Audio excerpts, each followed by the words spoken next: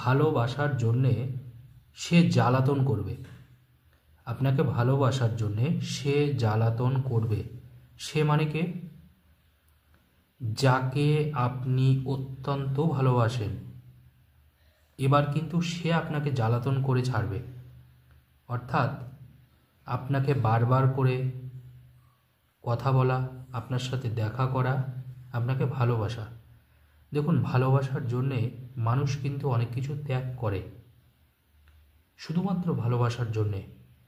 কিন্তু যদি দেখা যায় একটা সময়ের পরে সেই মানুষটা আপনার কাছ থেকে পুরোপুরি সরে গেছে, বা আপনার থেকে চলে গেছে, বা কোনোভাবে সে আপনার কথা আর চিন্তা করছে না, বা আপনার কথা সে মনে রাখতেও চাইছে না, তখন একটা মানুষের কিন্তু ভীষণ খারাপ লাগে। কারণ খারাপ লাগাটা কিন্তু স্বাভাবিক।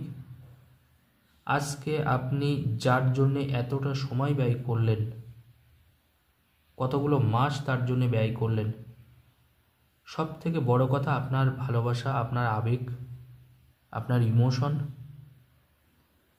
আপনার দুঃখ পাওয়া, তাকে বুঝিয়ে দিন যে কাউকে ভালোবাসা কিন্তু অপরাধ নয়। সে যে আপনার সাথে এতদিন ধরে সম্পর্ক রাখলো, এবার তার মর্জি হলো সে চলে গেল, এটা কিন্তু হয় না। কারণ আপনি তো তাকে ভুলতে পারেননি, কারণ আপনার ভালোবাসা সঠিক ছিল।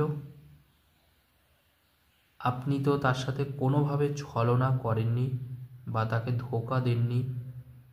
তারপরেও সেই মানুষটা কেন গেল? হ্যাঁ, তার হয়তো কিছু সমস্যা থাকতেই পারে।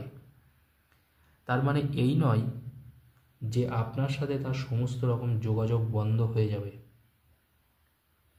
কিছু কিছু ক্ষেত্রে জানবেন, আপনার পছন্দের মানুষ, ভালোবাসার মানুষের সত্যিকারেরই হয়তো কোনো কিছু করার থাকে না, কারণ তার হয়তো পারিবারিক কোনো চাপ আছে। অনেক ক্ষেত্রে আমি দেখেছি তার উপরে কোনো তন্ত্রমন্ত্রও হয়েছে।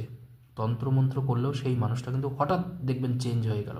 আপনার সাথে সম্পর্ক আছে, খুব একটা ঝামেলা ঝগড়াও আপনাদের মধ্যে হয় না, হঠাৎ আপনি দেখলেন যে সে চেঞ্জ হয়ে গেল। এটা আমি বলবো যে তার কিন্তু খুব একটা দোষ দেওয়া যাবে না, দোষ তার দেওয়াই যাবে না। এই ক্ষেত্রে আপনি খোঁজ নিয়ে দেখবেন তার উপরে কোনো তন্ত্রমন্ত্র, কালাজাদু এগুলো প্রয়োগ করা হয়েছে, সে মানুষটা পুরোপুরি ঘুরে গেছে।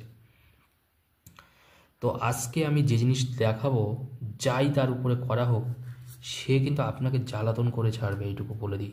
ধূপ খুব সাংঘাতিক জিনিস, কিন্তু এই গন্ধ আপনি যার উপরে প্রয়োগ করবেন, আপনার পছন্দের মানুষ, দেখুন তো সে আপনার সাথে কথা বলে কি বলে না, সে আপনার সাথে দেখা করে কি করে না। যদি দেখেন আপনার উপরে তার একটু বিন্দু পরিমাণে যদি ভালোবাসা কমে যায়, বা যদি আপনি দেখেন যে ভালোবাসা নেই অতটা, আপনি ধূপকাঠি ব্যবহার করুন। আজকে আমি যেটা বলবো একদম A to Z আপনারা এটা অ্যাপ্লাই করে দেখুন।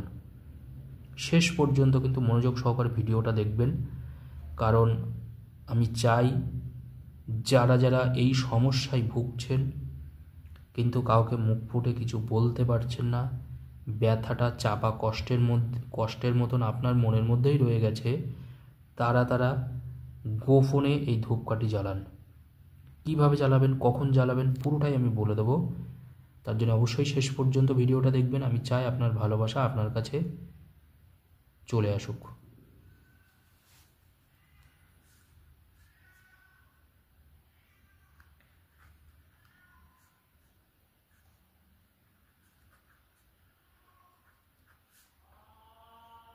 ওম নমো, দেখুন আমি একটা মন্ত্র লিখবো এখানে।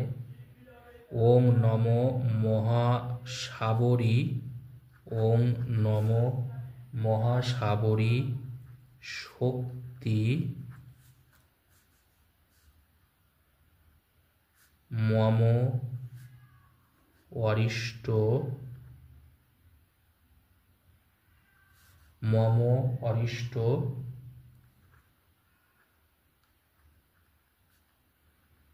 নিবারয়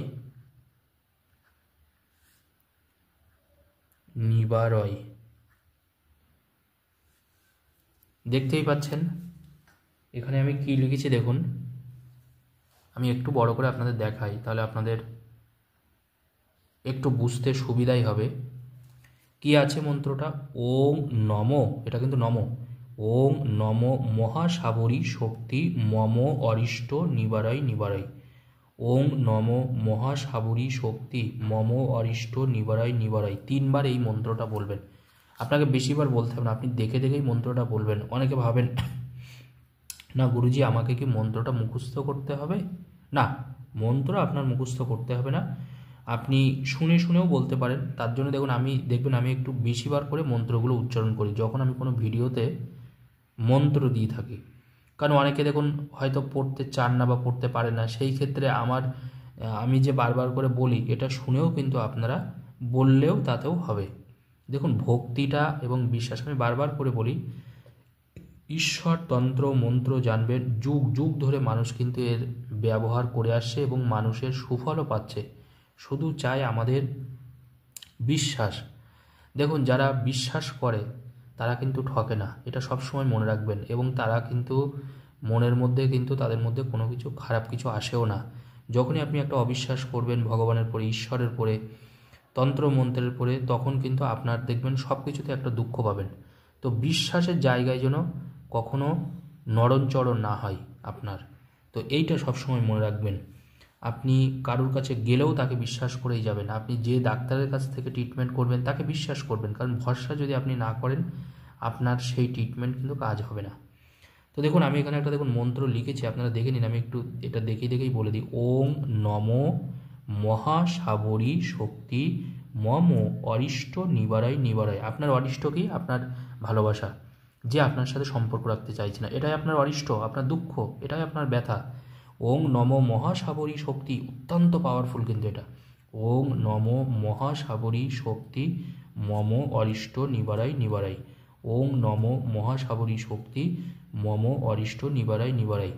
এই মন্ত্রটা আপনি 3 বার বলবেন। 3 বার বলার পরে যে কোনো ধূপকাঠি, মানে যে কোনো সুগন্ধ ধূপকাঠি আপনার বাড়িতে, দেখুন বাড়িতে তো আমরা প্রতিদিন ঠাকুরের কাছে ধূপকাঠি জ্বালাই, তো ওখান থেকে একটা ধূপকাঠি নেবেন। ধূপকাঠি নিয়ে আপনি, তবে এই কাজটা কিন্তু আপনাকে মনে রাখতে হবে সূর্যাস্তের পরে করতে হবে, মানে দিনের বেলায় কিন্তু কাজটা করতে পারবেন না। সূর্য ডোবার পরে আপনি রাতের বেলায় যে কোনো সময় কাজটা করতে পারেন। রাতের বেলায় ভোর পর্যন্ত, মানে ভোর মনে রাখবেন 5টা পর্যন্ত, 5টার আগে, ওইদিকে সন্ধ্যা 5টা থেকে ভোর 5টার আগে পর্যন্ত রাতের বেলায় যে কোনো সময় আপনি কাজটা করতে পারেন। শুধু যেটা আপনাকে করতে হবে 3 বার এই মন্ত্রটা বলতে হবে। ওং নম মহাসাবরী শক্তি মম অরিষ্ট নিবারায় নিবারায়। এটা 3 বার বলার পরে আপনি এই একটা ধূপকাঠি, এবার আপনি যখন এই মন্ত্রটা বলবেন আর মনে মনে প্রার্থনা করবেন মহাসাবরীর কাছে যে আমার যেন, যার জন্য আমি এই কাজটা করছি, যার এই ধূপকাঠিটা আমি জ্বালাচ্ছি, এই ধোঁয়াটা যেন তার কাছে চলে যায় এবং সে যেন আমার কথা বারবার করে চিন্তা করে, আমাকে জ্বালাতন করে, আমাকে ফোন করে। কারণ মনে রাখবেন আপনি যে কথা বলবেন, মানে আপনার বিপক্ষে যে আছে, মানে যাকে আপনি ভালোবাসেন বা যার সাথে আপনার সম্পর্ক খারাপ হচ্ছে বা নষ্ট হচ্ছে, সেও কিন্তু আপনার কথা কিন্তু চিন্তা করবে, এটা মনে রাখবেন। এই ধূপ যত জ্বলবে, ধূপকাঠিটা আপনি চেষ্টা করবেন পুরোটাই জ্বালানোর। এই ধূপকাঠি যত জ্বলবে, মানে ধোঁয়া বেরাবে, ধূপকাঠি জ্বললে তো ধোঁয়া বেরায়, ধোঁয়া যত বেরাবে মনে রাখবেন তত কিন্তু সে আপনার জন্য ব্যাকুল হবে। সে কিন্তু আপনার জন্য প্রচণ্ডভাবে ব্যাকুল হবে, সে আপনাকে ফোন না করে থাকতে পারবে না। এইভাবে পরপর করে আপনি 7 দিন জ্বালান। হ্যাঁ, পরপর করে আপনি প্রতিদিন জ্বালাবেন এটা। 7 দিন আপনি এটা জ্বালিয়ে দেখুন। দেখুন তো যার জন্য করবেন সে আপনার জন্য ছটফট করে কি করে না। ধন্যবাদ, সকলেই ভালো থাকুন।